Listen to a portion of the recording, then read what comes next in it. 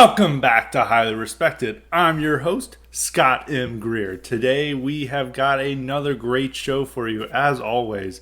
So, a couple of brief points I want to bring up is that yesterday I debuted Highly Respected's own IQ supplement bonus episodes. I'm sure everyone listened to them and enjoyed it, what I had to say yesterday. So I went over Joe McCarthy, asked whether he was based or cringed or not. I think I answered that question pretty definitively, but if you want to listen to it, go to highly-respected.substack.com and you can still listen to it. And this is the first free episode. Later episodes are, of course, unfortunately going to be behind a paywall, but as I said on Twitter, I need to buy a castle, so I need to use you people to help me gain my lifetime goal. So we will have that, but it will only probably be about a $5 fee for everyone to have access to the bonus episodes, and we should have a bonus episode every week. If we don't have a bonus episode that week, I may, try to make it up and have 2 bonus episodes in 1 week if there's like something like that. But it should be around 1 bonus episode a week, and it'll probably be similar to the last topic. It'll be me covering a book, or a music album, or a particular band, or movie, or just a particular topic that I didn't get to touch on in the regular Highly Respected episode. So, and even though I said it would only be about 30 or 40 minutes, it clearly went over an hour. So you'll get a lot for your money's worth. So hopefully everyone enjoyed it, but make sure to go check out that episode at highly-respected.substack.com and make sure you subscribe. So those are the first items I wanted to talk about before we jump into our normal topics. And of course, the big topic to talk about is that this week is George Floyd Remembrance Week. Yes, 1 year ago this week, it was actually just yesterday, George Floyd, the greatest black man to ever live, unfortunately passed away due to our evil white supremacist system. Our society went all out to remember St. George Floyd this week. The White House hosted his whole family, which I think a lot of the kids that he had, George Floyd had never met before, but the White House made sure to take better care of him than George himself. Joe Biden talked about giving Cheetos and milk to one of his daughters, and there's a clip of a Marine holding the door open for his daughter. So both of these things probably are more than anything that George Floyd did for that daughter, but that will never be talked about in the media. And then they went out there and talked about how Felonious, I don't know how to pronounce his name, but Felonious Floyd, his brother, talked about how, we protected the bird, the bald eagle, but we can't protect black people. Really poignant argument he made in front of the White House. And so hopefully we have a Magic American Protection Act of some sort to make sure that nothing bad ever happens to them in our country, because apparently they can just die and be murdered willy-nilly with no one caring, apparently. That's why anytime that there's an armed black man who gets shot by the police, there are no protests, no media attention paid to that. But yeah, they went off into the White House, and then at some point they all raised their fists in a Black Power salute. And it was, it's America 2021 really there with George Floyd Remembrance Week. And Vermont even made the day of George Floyd's death officially declared it George Floyd Remembrance Day. So I'm glad that one of our states is finally honoring convicted armed robbers, drug users, and porn actors. Those are type of people that are not honored enough in our country today. So hats off to Vermont for taking that brave stand to do that. But things got a little dicey in Minneapolis when they tried to celebrate George Floyd Day. George Floyd Square, gunfire broke out with one person being shot in the middle of the day. It was like, I think, they're on Central Time. So I think it may have even been before noon that this happened. But in broad daylight with all the cameras rolling, gunfire broke out, and they're like, oh, well. And none of these camera crew were like, maybe there's something wrong here. But they're all like, wow, just gunfire just happened to break out. Magic, they couldn't stop the magic on George Floyd Day. And there was even a report where a reporter casually mentioned is like, "Oh no, we're all unharmed, but a journalist had her phone broken because after she tried to take a picture of the bullet holes in a storefront window." And it was just like a casual thing. It's like, oh yeah, that just happens. Like if they had been covering a conservative protest and someone's phone had gotten broken by one of the conservative protesters, that would have been like the nightly news. That would have been the only thing that the media would have talked about, and this like dangerous threat posed by right-wing Trump supporters to journalists because this one reporter got her phone broken by a conservative protester. But here it's just like, oh, I guess she shouldn't have taken a picture of that storefront window. Need to know when you're around in a danger zone that you just can't do that. You got to respect George Floyd Square. On any day, on the one day that they should have not had any magic breaking out, they couldn't stop it. I mean, and George Floyd Square is like a hellhole right now. Police are banned from there, and all the store owners, and many of them are black store owners, are like, please come and save us. Like, there are so many shootings. There is such an outbreak of crime, and these people get robbed on a daily basis. There's people murdered, gangland fightings. It's a horrible mess. Like if you want to look at the effects of a year being passed, look at George Floyd Square, which that was like it's still somewhat of a rough area, but it was not third world war zone that it is today. But even then, like, and the whole media wanted to have like, this is a somber occasion where people are mourning over St. George Floyd death, and the locals could not stop doing what they usually do, and it really punctured this myth around it that like, oh, there's just such this horror, and the real problem are cops, and they're standing in this middle of a square, broad daylight, around noon, and gunfire breaks out, and they just couldn't. And they just had no response to it. They're just like, oh well, and people just shrugged it off and just moved along. There's more important things to worry about that day, honoring George Floyd. And then they just cut to the press conference at the White House, which is like a complete joke. I think the whole thing was like it's a real embarrassing for a country that we have our highest leader and all these dignitaries bow down before the George Floyd family and all these kids, and they're trying to claim that he was the greatest father ever. Most of these kids, you never know. He never provided child support, but they're just going to pretend and lies about Floyd himself. And yeah, and there's a couple things to think about in this situation. Is like thinking about our country from, on the day George Floyd died versus now, and how George Floyd acts as a myth in our society. I'll go off on first on what George Floyd acts as a myth in our society. I said this last year, but I think I brought it up in a podcast with Nicola Soto. But to really emphasize, is like George Floyd is the Horst Wessel of the Black Lives Matter movement. But it's now even becoming, if you don't know who Horst Wessel was an SA trooper. He was actually, I think, a leader, in the SA, and he's murdered by communists in I think 1930. And when he was killed, the Nazis turned him into a martyr. They had the Horst Wessel lead, Die Rote Fahne, which was like their theme song. Well, I guess that's not their way to be their theme song. They're playing a TV show like Nazi Germany. Like the theme song is the Horst Wessel lead, but it became an anthem for them.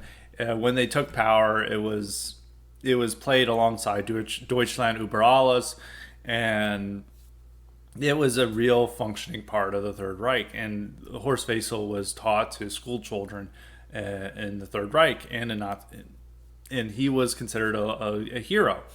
And when he died in kind of like dubious circumstances. He was living with a prostitute at the time, and now to consider this, and the prostitute was likely his girlfriend. Now, one thing to consider is that in Weimar, Germany, due to the dire economic conditions, many young women turned to prostitution in order to survive.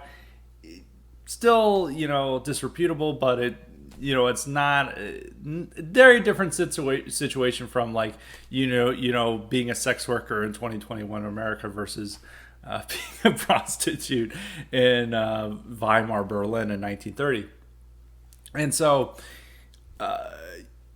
Yeah, and so what happened in this situation is that Horst Faisal, it was considered more of a rental dispute. Like the landlady wasn't getting money, so she hired these communist thugs to go and get the money, and in the situation Horst Faisal was killed. It's unclear if the communists were targeting him because he was a Nazi or whether it was like, some criminal enterprise that went wrong.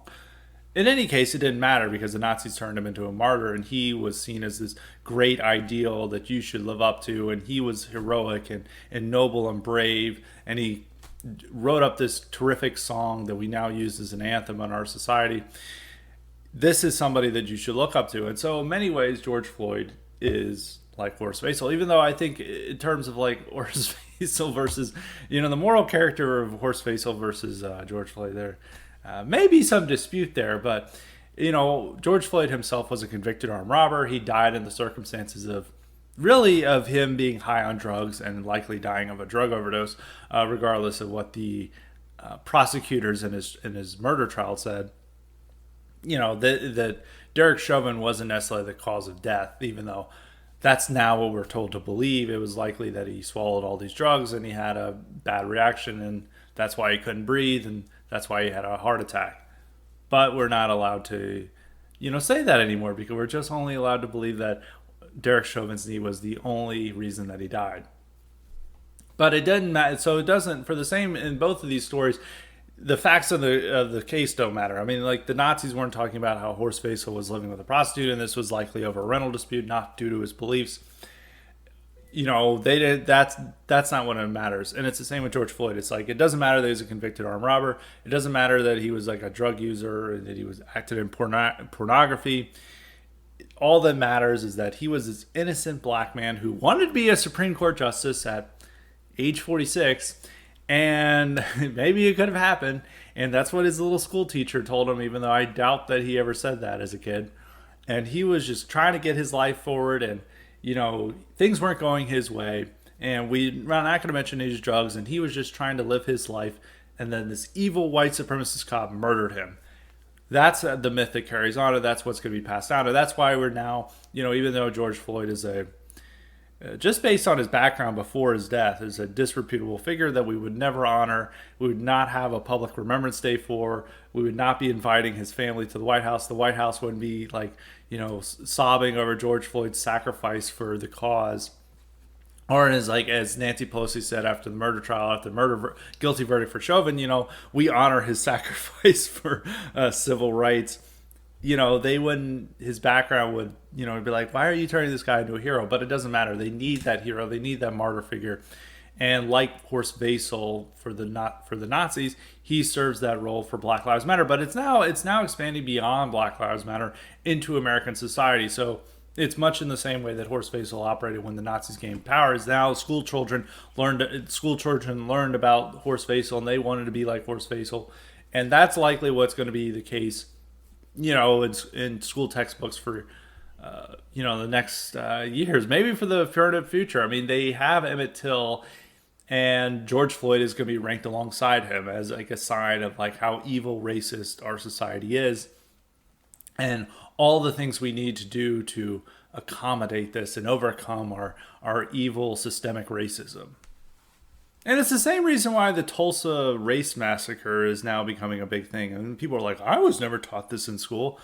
Well, that's because, we've had many riots throughout our country. And in terms of the death toll, it probably didn't rank as in the highest. I mean, the New York draft riots had way more deaths. I think even the LA riots had more deaths, even though they now try to claim that they're like over 300 blacks died. They used airplanes to drop bombs. This is 1921. A little skeptical about that, and somehow they found 3 survivors, even though this happened in 1921, who are all over the age of 100, to come forward and share their stories and their vivid memories, even though it happened 100 years ago. And you have to wonder, there's something suspicious here. And then anytime they try to find these 300 bodies, they can't find it, and they go to like a normal cemetery and like, oh, everyone who died here died in the Tulsa Race Massacre, and like, this person said they died in 1915. But it doesn't matter. I mean, even if you look at the case, I think Conundrum Books had a good tweet about this, showing that like the amount of deaths was like around 39 or 40, not even nowhere close to 300. And like over a dozen whites were killed by the blacks in it. So it was like a street brawl. But they tried to claim that this was like Black Wall Street, that this is actually better, bigger, and more financially successful than Wall Street itself. But it serves the myth is that we have this evil white supremacist country that we need to overcome, and we need to learn these facts in order to better ourselves, in order to overcome our past. And things like Tulsa Race Massacre, or really the Tulsa Riot, I mean, don't or whatever they like to call it now, and George Floyd served this purpose. And so George Floyd is going to become a national hero. Now, whether they turn George Floyd Remembrance Day into an actual holiday, that depends. I mean, they're already going to get a new holiday through Juneteenth. That's already going to be a Magic American holiday on top of Martin Luther King Day and Black History Month. But they're just going to get enough. They could get George Floyd Remembrance Day. We'll have to see. But if in terms of like him being included in textbooks, kids are going to learn about him probably even more than Emmett Till. And they're going to be taught to cry over him and to feel mournful and just so ashamed that this could happen in our country, that a career felon could have a drug overdose and die in police custody. We can never let that happen again. Of course, that's not to be the story they're told, but that's what it's be about. And, it goes along with this, theme that we're seeing in our country where blacks or Magic Americans serve as our nation's religion. Is like if you turn on the TV, pretty much blacks or Magic Americans are in every commercial. And no matter what, and sometimes they're in a mixed race couple and sometimes they're not. And you'll see like a good looking white guy with a black woman that you're like, I don't think they would be married in real life, but they're driving a Toyota together and that's what you have to believe. And all our movies. Now, if you go to the theater, like pretty much every movie is now starring a black guy. Even the new Saw movie has Chris Rock in it. Even though I think this was decided before Black Lives Matter. You're just like, I looked at movies and I was like, every movie is black. It's just like it's like you imagine that they went from like 13% of the population to 80% overnight. And yeah, that's like it's about that they're now at the center of our life. We worship them, we bow before them. They have magical powers that we don't have. As that's the point of calling them Magic Americans, is that is their role in our society, is that they are superior individuals. And the point of Black Lives Matter is Black Lives Matter more than yours. It's not that they matter. I mean, clearly they matter over the fact that any time that a black person dies at the hands of police, it becomes a national news story. That never happens with whites. And even there's several cases we've seen where they thought that it was a black person who got shot by police, and it's like white person, protests ended, news coverage ends, they move on, they don't care. So that's like the point of the matter is like Black Lives Matter more than yours. So we have this national religion built around them, and that's, as I was saying, that's the point of calling them Magic Americans. It's like this is pointing it out. I mean, yeah, it's meant to be cheeky, but it is how the system views them. If you call them Magic Americans, they're like, oh, that sounds racist. It's like, are you denying that they don't have magic? They have to admit that they have magic and they do have superior powers. And there's all these articles talking about how black women saved our democracy, and we have to count on them, to be the real guardians of our virtues and our liberty, which is a complete joke. So, yeah, and, Floyd is a part of that pantheon. He is a saint in it, and along with Martin Luther King, Emmett Till, the Tulsa victims, which will probably be 3,000 by the time, in 10 years. And, yeah, and they serve in this role, and this is what's taught to our kids. So, and that goes along with, at the same time, there is this pushback against critical race theory, which we'll go into with the next topic. But I think ultimately, whether it's called critical race theory or not, the national religion is going to seep into our schools. And it's already, in fact, in our corporations. And it will be further enshrined by when they officially make Juneteenth a federal holiday, which that's just a matter of time, and potentially making George Floyd Remembrance Day a semi-official holiday. I don't know if they'll make it a federal holiday, but it could be turned into something where, something like a May Day, where it is like an event and it is recognized by a few cities and maybe a few states. And that's the America we live in, and that's what we have to live with. And I think that conservatives themselves don't really have a good argument against this, as I'll talk about in the next subject about countering the national religion that we're building around blacks and George Floyd. We're just waiting for the George Floyd lead. I think that would actually really set off the moment. Is that they need a horse. They need something to compare with a horse facial lead. But moving along to the topic of critical race theory, the main guy or the main conservative opponent of it, who's done, as I've said before, has done a terrific job, and we talked about him last week, is Christopher Rufo, who's a conservative researcher. And I think a lot of what he's been doing is the Lord's work. I don't want to diminish what he does, and he's been exposing a lot of horrible things that are going on in our school system and our government and in corporate training. So that's all good. But I want to, there was a great point brought up by Second City bureaucrat, peace be upon his name. Fortunately, he got banned from Twitter and he hasn't been back yet. Hopefully he comes back someday, but we love Second City bureaucrat. And he made a good point that he's like, I like Christopher Rufo, but he doesn't offer a real alternative. Like, what's the change to this? You know, and this was really seen in a new interview he did with Mark Lamont Hill. Mark Lamont Hill was he was a former cable news personality. I remember seeing him on Fox News way back in the day on the O'Reilly Factor. And he was like considered like a moderate Democrat. And then he became more radical. And now he's like a Palestinian liberationist who believes Israel should be wiped off the map. And he's very much into black identity. And he hosts a show called Black News Tonight. Wonder what it's about. But and he's interviewing Rufo, and he asks, like, what do you like most about being white? This is a stupid question, and I think if you offered any questions like, well, I like the food or music, and then they could just diminish, like, well, that's not particularly white, that's Italian, or that's French. And it is a bait question. I think if you had to answer that question, like the thing I like most about being white is that it's what I am, it's what my family is, it's what my ancestors are. That's who I am, and that's what I most like about being white. Because if you offer any answer that is like that like caves into it, he can just like skewer you. And what he's trying to do in this question is to have Rufo declare, I'm proud to be white, and in order to diminish what work he's doing and to demonize him in the media's light. So at first, Rufo does a pretty good job of avoiding the debate. He simply says, look, what critical race theory teaches is it's all these negative things about whites and things that you would ultimately think are good, such as timeliness or objectivity. Those are attacked as negative things about being white. Those are things that whites need to be ashamed of, and it associates all these whiteness is a bad thing. It's a negative thing.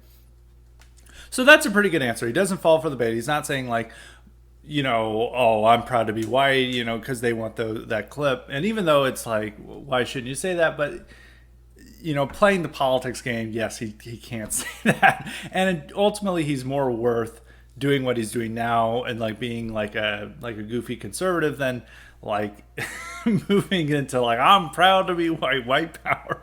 We don't want him to say that. But he was going along with this. And it's like a fine response because he's like saying like the point of me coming on here is to talk about critical race theory and why it's bad, and it associates all these negative things with whiteness, and that's really what I want to focus on rather than falling with the dumb question. But Hill, didn't let him off, and he's like kept drilling him, and he's like, well, you associate with all these negative attributes. What about the positive things? This is where Rufo went bad. He then like, I don't see race. I think race is a term we need to get over. And I think all these traits that I said are good things can be universal traits that can be shared by anyone. And I think we just need to get rid of race. And I don't see the world in race. And these are arbitrary categories and crude categories. And I just see people as individuals.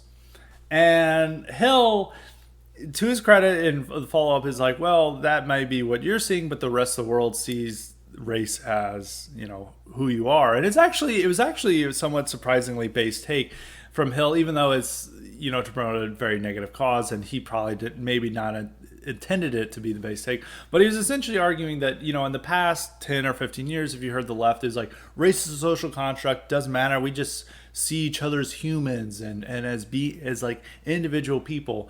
But here he's like admitting is like, regardless of whether race is real or not, a real category. That's how the world sees you. It sees me as black and it sees you as white, and this is how we live in the world we live in. And this is something that Rufo, refused to go along with or refused to concede to. But this is something that Hill was saying, and that's something that actually the dissident right says is like, we can present all this evidence about the biological reality of race and how it's a real thing. You can show IQ studies, but to a lot of people it doesn't matter. I mean, it matters what propaganda it is. But the point is like him just saying the simple thing is like, regardless of all these facts, the world sees you as white, the world sees me as black, and that's something that can't be argued with. And these are real categories in how we operate as humans. And Rufo, doesn't want to see that. Rufo goes to this like colorblind Martin Luther King-esque thing that like we're all just judging by content of character. Color, I just don't see that. And I understand why he's doing this, because I mean it is like to make himself not toxic and to promote his ideas and to promote his work and his anti-critical race theory work. But it is ultimately silly, and it does reaffirm Second City's bureaucrats' point about Rufo that he doesn't offer a serious alternative to critical race theory, and that's probably why it's going to triumph.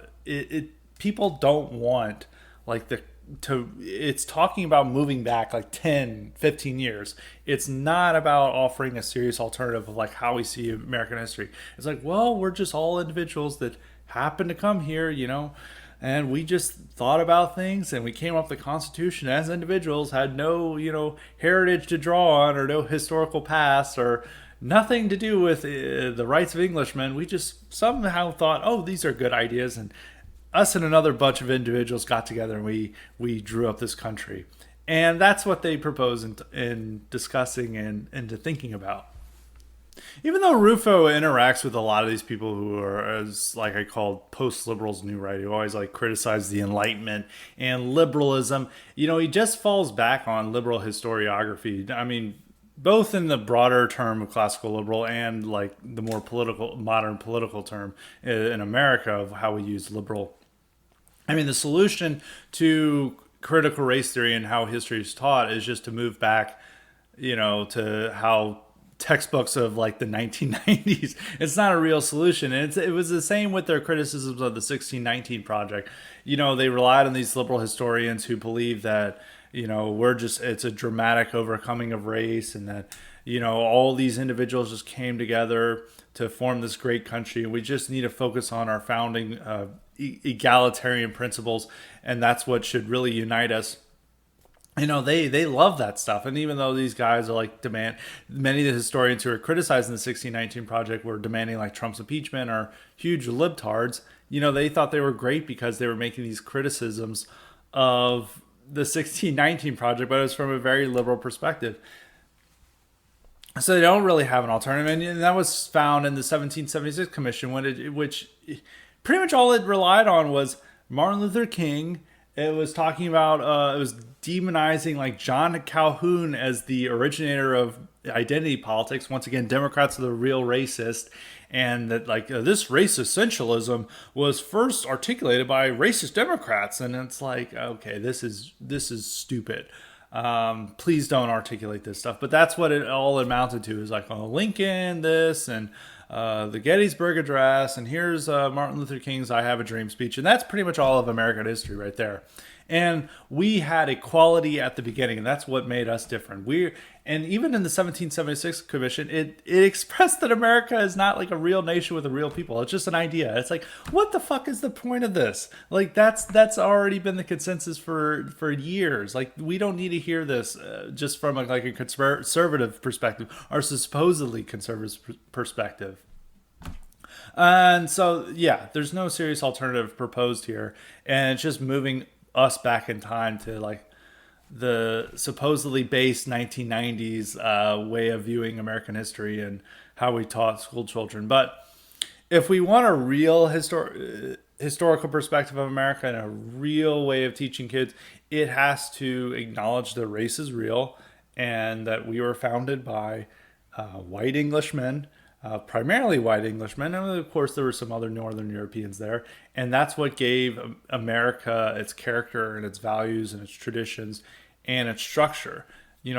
That was the essential part, and they weren't just this mere collection of individuals who happened to read some books and they happened to find some ideas that they liked, and then they implemented that in our nation's government. No, it was English Protestants, we'll call them Anglo Protestants because there's a lot of Scots involved in some other Northern European groups, and they came together and they were informed by their own traditions and their own norms, and this is what gave birth to our country. And that is ignoring that and claiming that like, oh, race and ethnicity and culture just didn't play a role.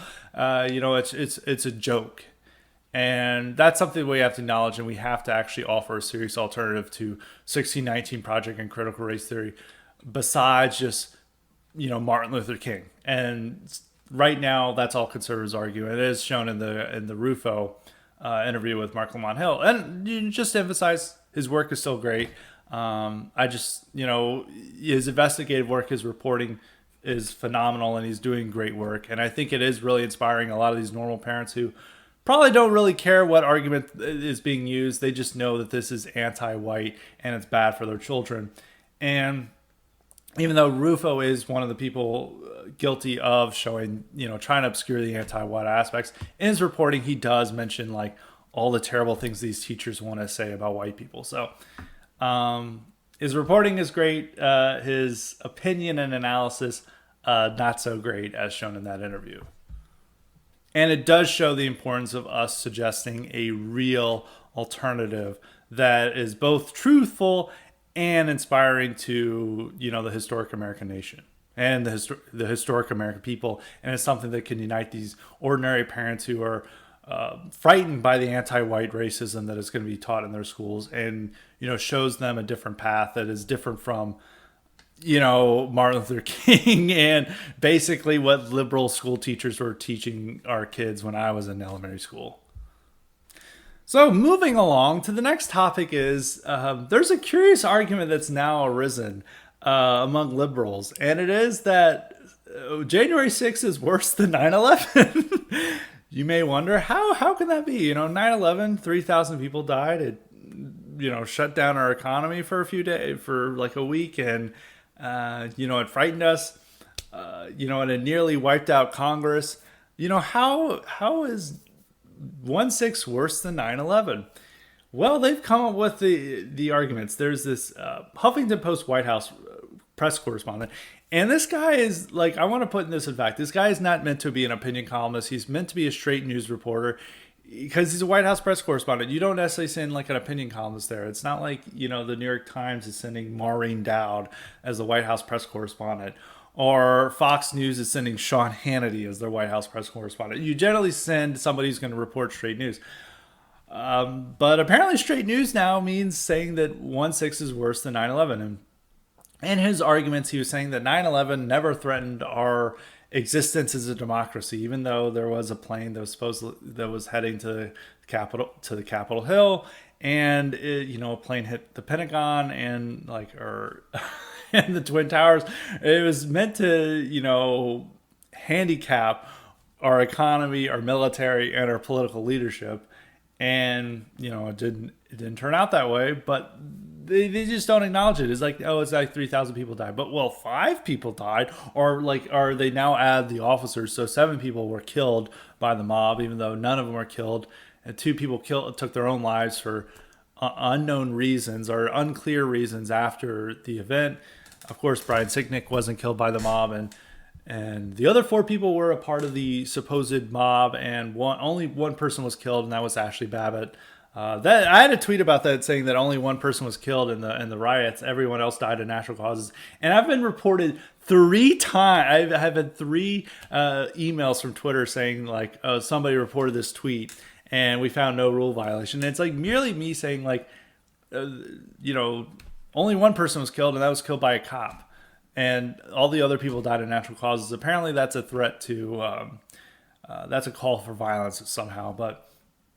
And so But none of these facts matter. It's just the fact that like these people charged in and were about to take over our democracy and throw away all our traditions, and that would have never happened on 9/11. And this is what this reporter, HuffPost White House reporter, SV Date, he is Indian, of course. The real people who understand what our democracy and country is about, of course, are Indian immigrants who work for Huffington Post. And so this guy's been on like a week-long tirade about this. And the thing is, you think that this guy would be getting ratio. No, this guy is getting more retweets and likes than he is like angry replies and dumb tweets. And some of the people he's replying to are he's sharing, and of course they're all wearing masks in their home. Like there's this one guy who's literally wearing a mask in his as he's sitting in his lazy boy in his living room. And this guy is saying that 9/11 and World War II weren't as much of a threat because the Axis power never threatened our democracy, but January 6th did, and it never struck at the heart of our democracy. And this is their arguments. And you may think this is like a loony thing, but this is how they operate. Like, I don't think they would go as far as saying what SV Date is saying, but a lot of this commentary was coming from Byron York being like, you really can't equate 9/11 and January 6th, but everyone does. Like, that's what Democrats are doing with in their 1/6 commission that they're trying to pass. This is what they want to imagine, that January 6th is equal to 9/11. They wouldn't necessarily go as far as Date and say it's worse, because they know that that's not politically wise, and it's a crazy thought that most normal people will be like, I don't think that's the case, but they do try to equate it, and I think they are able to conjure up much more hatred and animosity over 1/6 because it's going after a group that they hate, which is ordinary white Americans who vote Republican, versus 9/11, which it was a group, all that animosity was directed towards a group that they love, American Muslims and Muslims in general. And they knew that they had to protect it, so they don't want to necessarily blame 9/11 on that group. But with 1/6, they can blame it on they can blame it on 75 million people. That's what they love. They can demonize and stereotype a whole group of people that they couldn't have done with 9/11, because that would have been racist. Now it's anti-racist. Now it's woke. It's awesome that we're wanting to put white Americans into prison camps and indefinitely detain them for the crime of touring the Capitol without permission. And so the 9/11 talk when it comes to January 6th is become more prevalent, especially when the 20th anniversary comes around in September of 9/11. You are going to hear so many people talk about how, well, we had an attack on our democracy this year, and we're not acknowledging that. And they're going to use 9/11 to argue for new police powers and new renewed focus against the threat within us, which is white Americans who voted for Trump. And that's our new domestic terror threat. And you're going to see powerful Democratic politicians, powerful media commentators all lining up behind this message when it comes out. And so, this is not a loony theory. I mean, this is a White House press correspondent who is celebrated by MSNBC. This is a viewpoint that maybe not as extremely articulated, but it is shared by the liberal elites. And they want to make it out as a big threat. So this is like how silly of a country we live in. But the one white pill I want to point out about this is that Republicans, despite all their faults, are starting to oppose this. Only 35 Republicans voted for the House Commission. If that had been voted on in, say, February, you could have possibly seen 90 or even 100 Republicans. And the only reason that there were so many is because they decided not to whip votes against it at the last moment, or they only decided to whip votes at the last moment. If they had been doing that for a week, you probably would have seen only like 10 or 15. And I think in the Senate, Mitch McConnell is much firmer in saying, like, I don't want to vote for this. And I think, I don't know if they're necessarily going to get 10 Republicans to vote for it to overcome a filibuster. So they are showing opposition towards this. And this is a this is a positive development. Republicans realize that this is a weapon against them and their party, and they may not have, the correct way of seeing it, but they know that this is a matter of their political survival, is that they know they can't vote for a commission that will go after their former presidential candidate, who is in fact their leader of the party, who's going to go after other important members of the Republican Party, and is really going to target their, important organizations that are part of the conservative coalition, and even their own lawmakers are going to be drawn into this. So they know that it's a bad idea to jump on and support. And, that sensibility, that should be just so obvious. We think that the GOP is so stupid and they'll not do things that are the obvious things, which they do many times. But here, at least, they are doing the right thing and they are opposing it.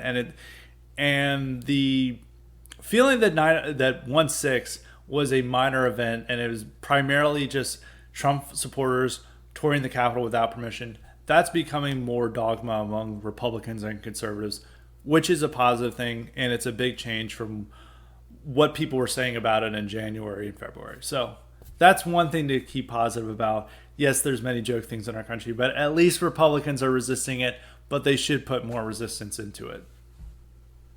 Now moving on to our final topic before I take our favorite Patreon questions. And I love talking about things when my tweets cause a stir and create a viral moment. Well, this week I was somehow managed to be able to do this on Monday when somebody, I think it's one of these posting L's account. I think it's GenZ GOP posting L's account.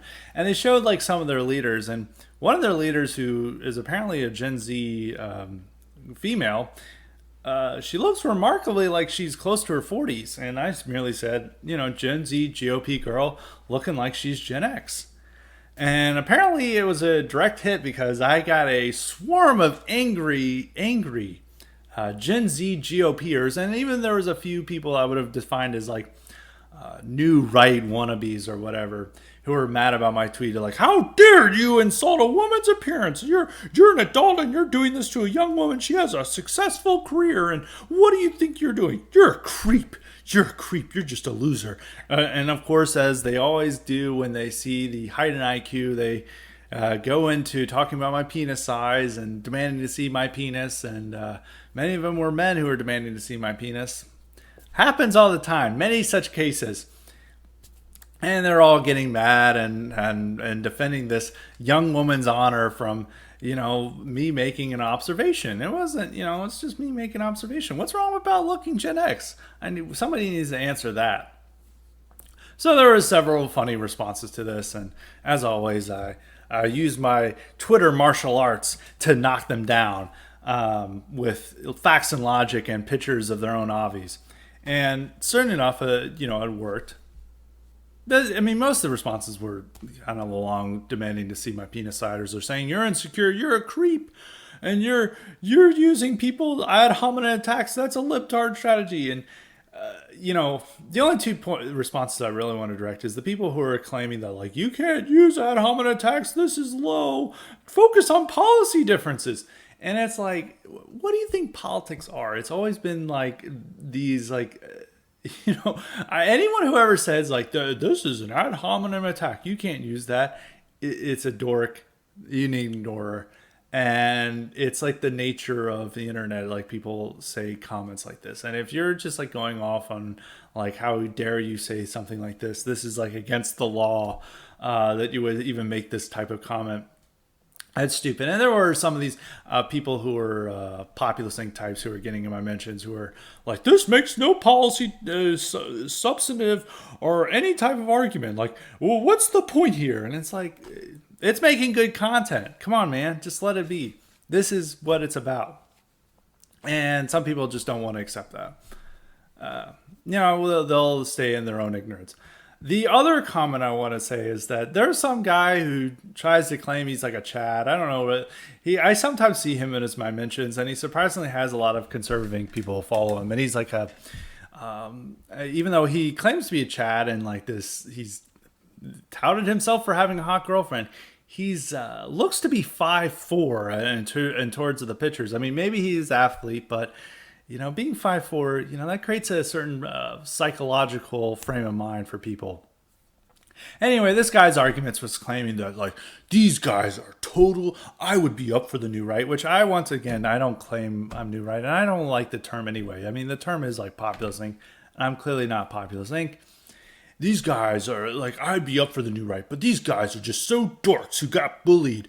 And I'm open for, challenges to the fusionism and stuff. And it's like, what cool person is talking about like fusionism? They're not. And he's like, but these guys are squids and they're losers. And then like I seen like the replies to him, and it's like these dorky Indians and other people they're replying to it. And that's another point. It's like, this guy's a Hispanic. It's like every Venezuelan conservative was like angry at my mentions. Like, how is every like astroturf Venezuelan whose like family fled with their millions from Venezuela now just like a total like horrible libertarian in our country, and is demanding like open borders and is like supporting neoconservative foreign policy? Well, I understand the neoconservative foreign policy because they want to use American might to overthrow the government and put their families back in charge. I understand that point, even though they would never admit that in that manner. But it's like, why are all these people angry at me and trying to simp for this woman?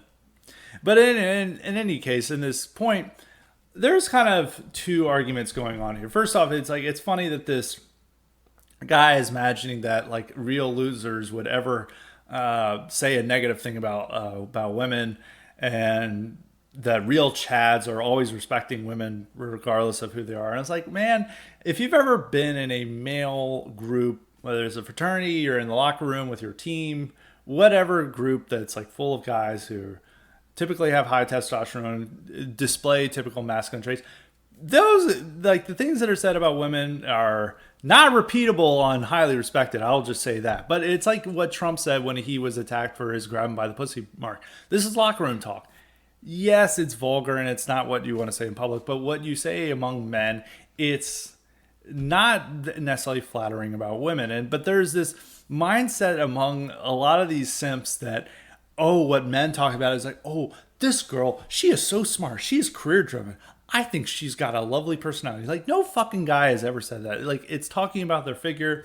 It'll make me, make remarks about women that, as I said, aren't repeatable and highly respected. And that's how men operate. And then women, I assume, operate in the same way when they're talking about men.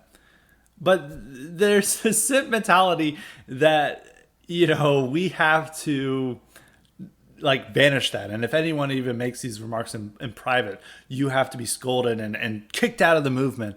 And there's this rising simp moment that I'm seeing among a lot of populist types who are complaining about women hating and stuff. And I don't want to say, like, some people, of course, take it a little too far, but generally on Twitter, it's usually good fun. Maybe not for the targets, but sometimes it's good fun. I do think that, some people just take it too seriously. I mean, and like most people just like shit posting. But there is a problem with like these guys who may be good on all these matters, but they become simps when it comes to gender issues. Like, they just imagine that all women are naturally good. And conservatives are a big problem with this, as I talked about last week. And when I was talking about conservative fem cells, is that there's all these male simps who just like imagine that every woman is good and pure, and the only way that she can only be corrupted by men, and anything that bad happens to her isn't her fault because she doesn't have any agency. And they're just full on simp for these women.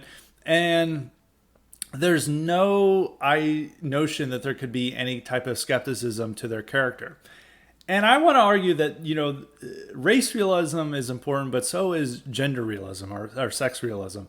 And there needs to be an understanding that, like, women are not these angelic, pure little creatures that, we need to 100% respect. And no matter who they are, we can't say anything bad about them. We always have to respect them. And we have to do this as a political strategy in order for women to come into our movement. And there's many problems with women in the movement, but that might be that's probably too long of a subject for this podcast. But there needs to be an awareness of what women are and the differences between the genders. And it's almost as important as race realism. And I think if you do have a healthy sense of gender realism, you're not going to divulge into women hate. And of course, sometimes it may get some people may get a little off the track with that, but you do need a healthy sense of gender realism, and it's going to prevent you from becoming a simp and thinking that you have to treat women like it's Victorian England, and that all these women are just like sitting at home doing everything pure and noble, and they're just like these pure noble characters, and having this like mentality is just like is a joke. And that's not how the world operates. You do need a healthy sense of gender realism, not to the point where it's making you, of course, be a unironic woman hater, but it does need to help you prevent from being a simp and to thinking that like the most important thing for our movement or for political cause is reaching women, which women are just not going to join like dissident movements. And if women are like a highly representative in your movement, there's likely problems because it's either like a cult, it's like QAnon, which QAnon saying what its virtues, but it's primarily female, but it's unhinged because of its female character. It's like a cult, or it's something like total shit lib leftist. Any right wing movement that has a lot of women in it, it's not going to work unless it's QAnon. And like I think most people don't want to emulate QAnon. It's presenting this like wow conspiracy theories and has a cult light aspect to it, which that's just not going to work. I mean, it is going to be primarily male, and it's going to be guys who probably have have seen the modern woman and have certain opinions about it.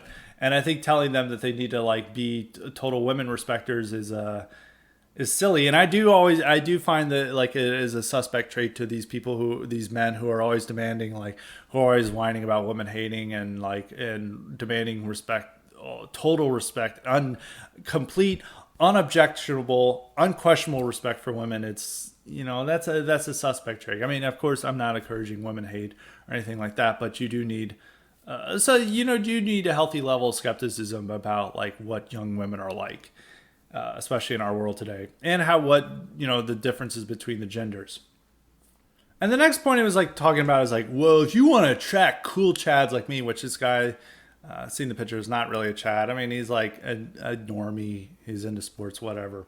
Those people are not going to make up a dissident political movement, and it's not like you want abnormal weirdos like making up your movement. But most of the people who are like, they were like, let's claim that this guy, what he tries to pretend to be, is like he was like a sports athlete, he's a star, he's like doing intramural like adult softball or whatever. A lot of those guys are just like simply normal and like enjoying their life, and they're not thinking about politics. They're just like they're living it up. They're caring about what their latest sports team is doing, their favorite sports team is doing. They're trying to find, some babes to fuck on Tinder or Bumble. And there's probably some people who are already doing like that. I mean, that's like a common male trait. Not for most. I think everyone on my podcast, of course, is looking for the nice girl in the wheat fields to marry. Of course, they're not indulging in any of the modern day debauchery. But it's like guys like this, and I've always heard this, like, we need to attract like cool people, like who are like into sports and are like and are like chads and like stuff, and like yeah, you do want normal people who are like and appealing to a broad base, but like the kind of like generic white American male who's like out of college, who's probably in a fraternity, whose like hobbies are sports, like some of those people are going to a lot. And I know a lot of people who are like that, who are into our stuff, who follow like me or Fuentes and like get the real issues. But those people are not going to likely make leaders because, I mean, their life is like people whose like lives are really good aren't probably going to go into this stuff because they know they're going to risk everything. They're going to be casual fans and viewers and like ingest this stuff. Maybe they see like a crazy critical, anti-white training that goes on in their corporation, or their kids are being subjected to anti-white discrimination at school. That may wake them up. But in terms of like being the leadership and the activist base, those people know they risk a lot by getting involved in this stuff. And they're at the end of the day, a lot of them are normies. Like normies are generally pack creatures. Now we're going to attract a lot of normies, and we need to make sure that we're not totally off-putting to normies, but in order to make that our entire focus, where we just like pretend to be normies. We're into sports. We're following our favorite sports team. We're sports simps, as I like to say. Eventually you assimilate to the degenerate culture that we're opposing. And to think that and I always got mad at this. I think that a lot of sides always try to imagine that they're like the coolest people, and like we're normal, we're cool. And like if this guy and people like him who are also attacking me, they're associated with the biggest fucking losers on planet Earth. Like Con Inc., like Striver class, and even like some of the GOP Striver class, which has some more normal people, like they're the biggest losers on planet Earth. Like these are people who have weird personalities. They're like pudgy. They're not very good looking. They're like have strange hobbies.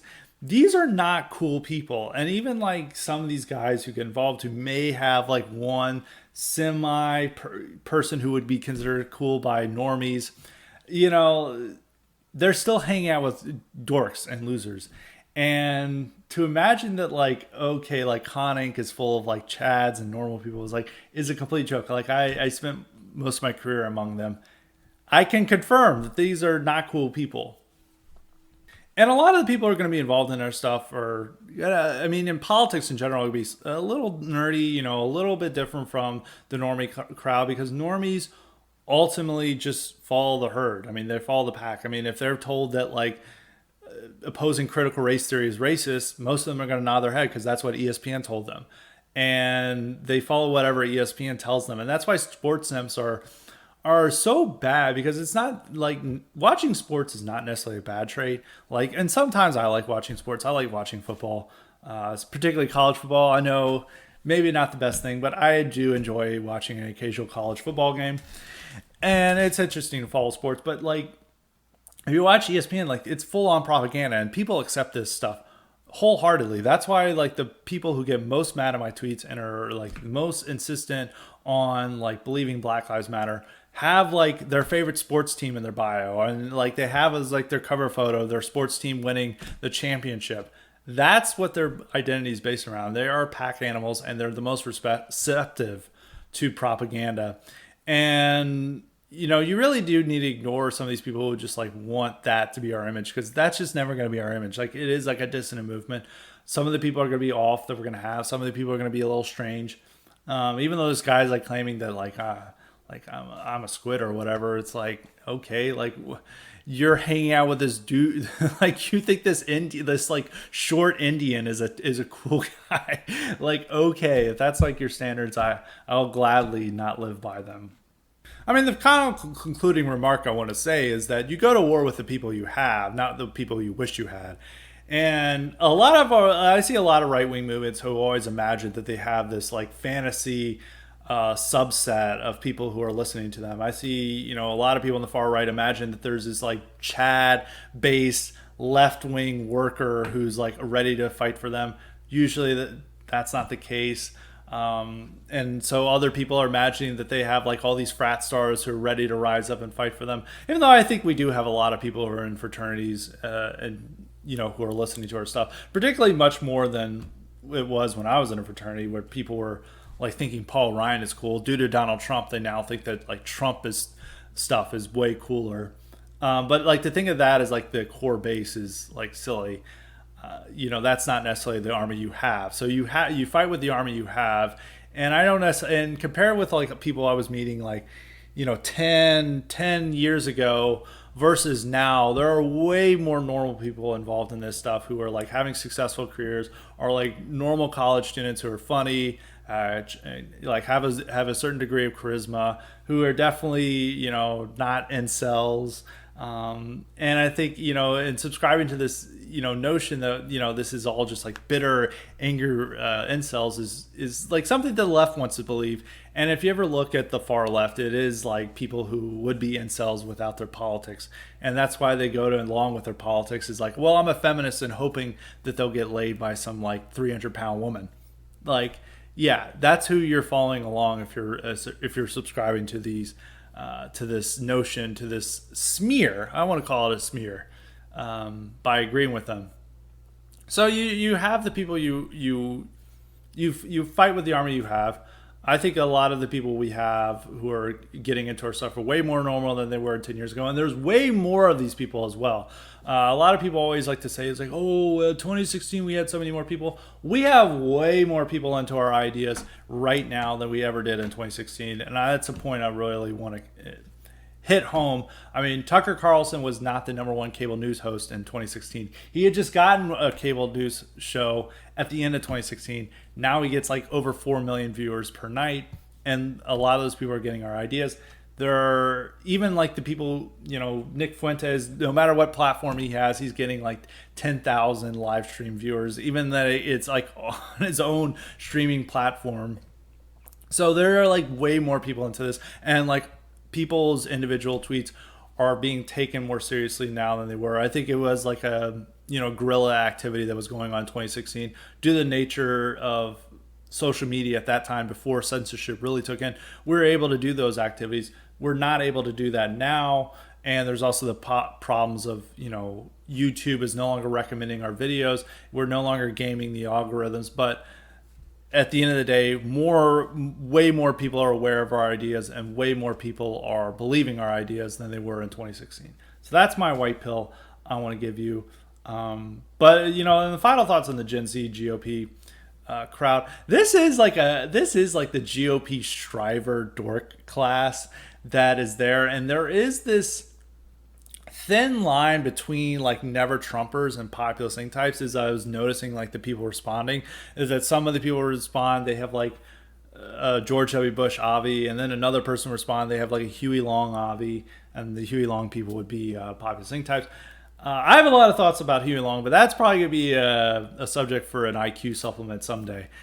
And so this is like, it is like the people who are going into GOP political circles and getting jobs and conserving, or they all get along with each other, but they do have their differences over Trump. And it may be resolved in 4 years, in 2024, depending on who the presidential candidate, which is now going to be the subject for our Patreon questions, or at least the first one. And as I always say, as a reminder, you too can get the power to ask me or guest questions or suggest guests or topics if you sign up for the Patreon option at Highly Respected's Patreon. Now, with the Substack, Patreon may no longer exist. I'm working around with the system of Substack. If you are signed up for the Highly Respected Patreon, you will get the episodes comped. There are ways to figure it out. I will be emailing you. Don't worry about it. You will get the episodes no matter what. I may discontinue the Patreon later this summer. I may keep it on. I'm testing the waters of Substack, so that's just one thing I want to point out before I get to the questions. So the first question comes from Matt, and this delves into what I was talking about before about populist thing. Matt asked me, Scott, what do you think about Ron DeSantis' anti-text censorship bill? Does it do anything? Well, I actually, my thoughts on this, and everyone, as I talked about this in my podcast with Nick, everyone is going crazy over Ron DeSantis and thinking he is the chosen one. He is our leader, riding on horseback to save us, to save America. And I always point out, like, at least he's getting things done. But a lot of the things he's getting done, and particularly when it comes to this text censorship bill, aren't really getting anything done. This bill doesn't really do anything. It merely protects politicians who are running for office in Florida and media companies. That's it. It doesn't protect normal individuals. And in a lot of his comments, he was talking about how the evils of Twitter allowing anti-Semitism on. And in his speech, in a lot of his comments touting the bill, he's like, they're letting the Ayatollah demand the extermination of Jews, but they won't let Donald Trump on. And it's like this cringe stuff. It's like, okay, if we want like a free internet, we're going to have to allow Ayatollah Khamenei. Hopefully I'm not saying Khomeini. It's Iranian. They should learn how to put these names into more easily pronounceable names in English. And they're not letting. We should want the Ayatollah and Trump on, as well as normal individuals who are following this standard discourse. I think if they had like rules like saying like if you're openly promoting violence and crime, like you're gonna get banned, but they don't follow those rules, and it's like completely arbitrary. But this bill doesn't really do anything. It's like if you're running for office in Florida, Florida says to a tech company, you have to let them on your platform. I guarantee you that if this is taken to court, that like this may not have a chance in hell of surviving, and it only applies to Florida people running in Florida. So I mean, the main two people it's trying to defend are Donald Trump and New York Post, because it's trying to prevent media companies censoring news stories from like what happened with the New York Post, where they censored their stories about both Black Lives Matter founder buying $1 million homes and their Hunter Biden expose. So this is what they're trying to prevent. It doesn't really help normal people. So like people want to say like, oh, he's getting things done. Well, Trump, signed an executive order authorizing the FCC to look into text censorship matter and review them whether they're violating Section 230. The main problem is this was done at the end of his administration, and he wasn't really able to put teeth into this. But that would have been a more serious solution than what like Ron DeSantis is putting forth. And this goes along with to delve in. So I don't think this text censorship bill. It's well-meaning. It's what we would like, but it ultimately doesn't do anything, and it undermines this claim that DeSantis does things while Trump did nothing. And the more I think about DeSantis, like I like him as governor. I think we want more Republicans to be like him as governor rather than like Asa Hutchinson or Kristi Noem. We want more DeSantis as governors. But there is a huge problem with DeSantis becoming the leader, becoming the replacement figure for Trump. Now, a lot of people like this. I think there's two different groups who like this. It is, Con Inc., like people like National Review, Washington Examiner. They really like DeSantis, and so does a lot of people on the national populist side. There are some people who are more like, closer to me and Fuentes, who are really love DeSantis way more than Trump. And then there's a lot of people who are closer to, the populist crowd, who they definitely love DeSantis way more than Trump, because many of those people were never Trumpers in like 2018, and now they suddenly became the defining feature of national populism. But they want to get rid of Trump and replace it with somebody more respectable, so they turned to DeSantis. But the more I think about this, like I said, that like if Trump doesn't run, then DeSantis is the next best choice. I actually don't believe that anymore, because I think DeSantis, while he is doing many good things as governor, I liked what he did about coronavirus. If he became a national leader, he is like a huge hawk. That has to be remembered. And people are like, well, he's a governor. He doesn't say anything about foreign policy. Well, he was a congressman before he was governor, and he was a massive hawk. He was like demanding like we attack Iran. He was, he was more even pro-Israel than Trump. And even as running as governor, he's like, I'm going to be the most pro-Israel governor in the country. I think he's lived up to that reputation. Not necessarily saying that, being pro-Israel is the cost of doing business as a Republican. But being that slavish about it is a little cringe. And I think as like a president, we would see him as like a huge hawk. Like I would see in a situation like Nord Stream 2, which I believe Trump was opposing, but not really strongly. And in things like what you're seeing in Ukraine, and in definitely what situation that goes on in Myanmar and other places, and anything that deals with Iran, like DeSantis' instincts are completely different from Trump. Trump just likes showing strength, but he knows that foreign interventions are bad. And, Trump realized going to war with Iran was probably a bad idea, and he was listening to Tucker, who was telling him this is bad, but he still wanted to show strength. The people who would be around DeSantis would be urging him to do this. And I think if he was president right now, he'd be placing sanctions on Germany for Nord Stream 2, which is this gas pipeline connecting Russia to Germany. And it's bad for America and probably good for multipolarity and having a more equal world, so to speak. But they're going along, but DeSantis would be fully opposed to that. And he would fully support the globalist American empire, I think, in pretty much every respect. He would not be seen as a challenge to the status quo. He'd be the status quo, adopting a few things associated with Trumpism. Like, okay, maybe we get mandatory e-verify throughout the country. Maybe we get, and I don't even think we would get a real text censorship bill, because he would be mainly focused on eliminating anti-Semitism from Twitter and Facebook. But that's basically all we get. But we get the same foreign policy that the system promotes.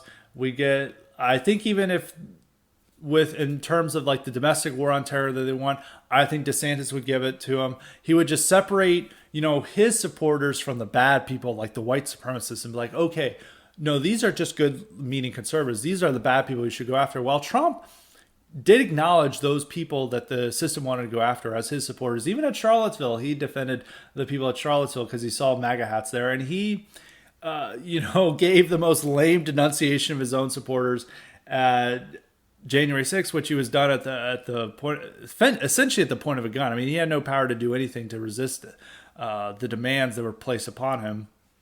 He was still like defending his people, and now he's like defending more of his people. He would definitely, if he had more power at the end of his presidency, he would have tried to stop or tried to halt the deep state's effort to go after his own people.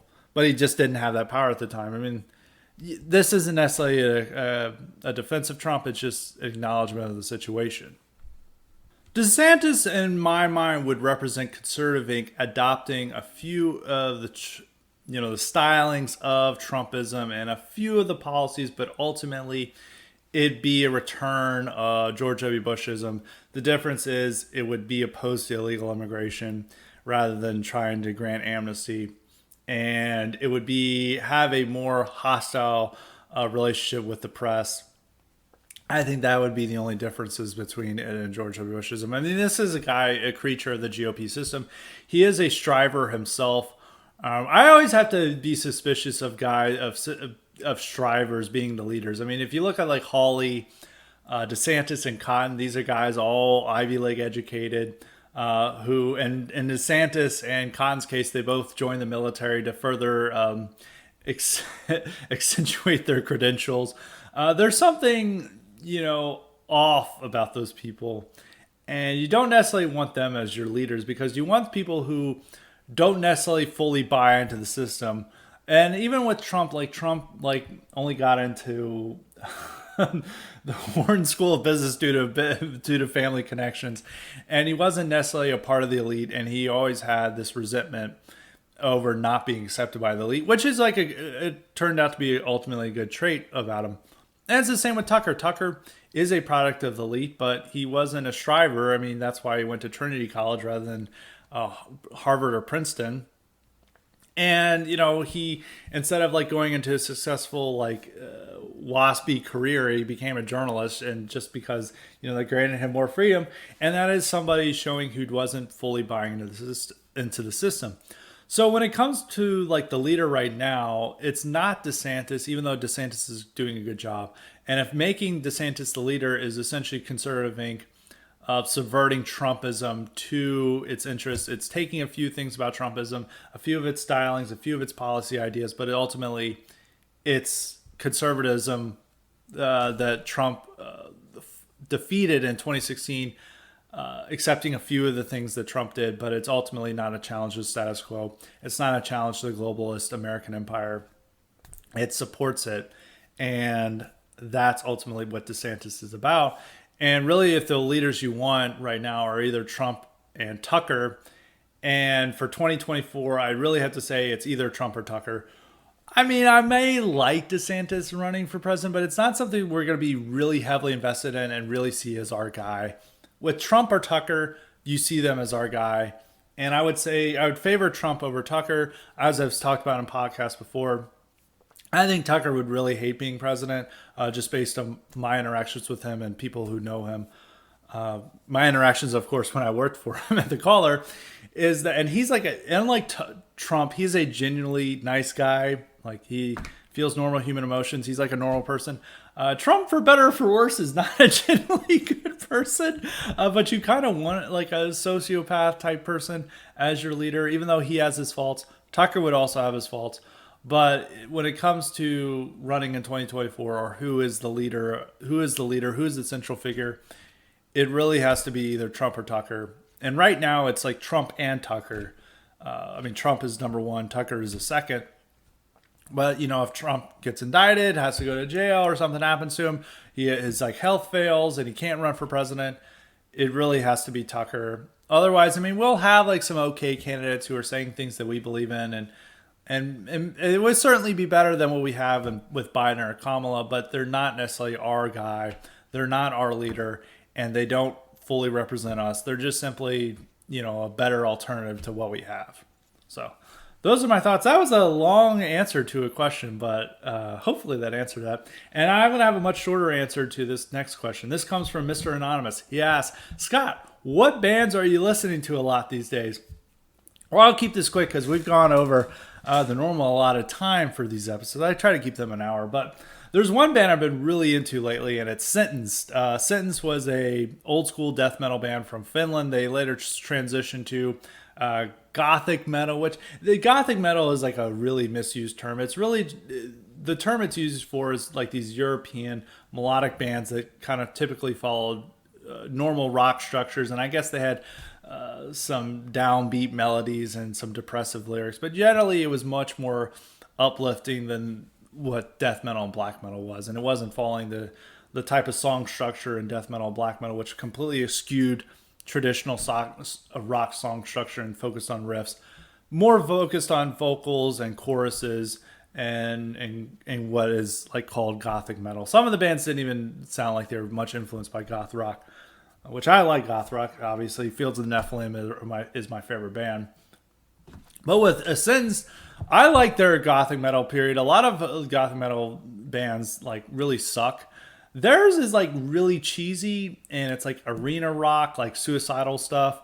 Their lyrics, it's like really kind of like cringe it. Sometimes it'll be like this really empowering chorus. It's like, I kill myself. And I was like, oh, well, okay. But it's like an upbeat song. And it's like, well, the lyrics kind of don't necessarily correlate with the music very well. But that stuff is really good. That stuff's actually pretty good. It's cheesy. It's not very good. But there's stuff that is really, really good. Is their first 3 albums that were situated within the death metal realm. Their first album was a traditional Scandinavian death metal album, heavily influenced by doom metal. You can hear the Paradise Lost influence in a lot of the riffs. It's a pretty unique take on it. It's similar to what Entombed, early Amorphous were putting out. A lot of the Swedish bands, even though they're from Finland. That album's very good. North From Here, very good album. That is like one of the first melodic death metal albums, and it's very different from what you would think with In Flames or Dark Tranquility, Soilwork. Those are what people typically think of as melodic death metal. It's very much like a death metal band that just incorporates like some Iron Maiden-esque riff. And in a lot of ways, it sounds similar to black metal. Very good album. And then the third album, Amok, that is very good album. I keep saying it's like very good album. That is a similar. It's melodic death metal, but it's incorporating some goth influence in there, and there's some bluesier leads. It's not like North From Here is all just like really fast paced. There's more mid pace, slower moments in Amok. Debating between their best album. I listened to Amok like at least 3 times in the last week and a half or so. And I typically listen to that more. It would be a debate between North From Here and Amok, but I would go with Amok. And Amok actually is like another difference between Amok and North From Here is that like the vocals are typical extreme metal. It's like a kind of a raspy growl that's similar to what black metal bands were doing rather than death metal bands with a full-on low guttural growl. With Amok, it's a harsh vocal, but it's not something that you would necessarily, like if somebody's turning on a radio rock or whatever, that they'd necessarily be repulsed by. So that's like another difference between the albums. So highly recommend Sentence. I could go more into them maybe in another episode overviewing Finnish metal, but yeah, I really been listening to them a lot. So that's one thing. So that's the whole episode today. This is probably my longest solo episode. It's going to be close to an hour and 20 minutes. So next week we should have another bonus IQ supplement and another regular episode. So Once again, want to encourage all the listeners to sign up for the Substack. It's highlyrespected.substack.com. We will have a paywall option so you can enjoy the bonus episodes, the bonus IQ supplements to boost your intelligence. That'll be about $5 a month. So look out for that. So until next time, stay respected.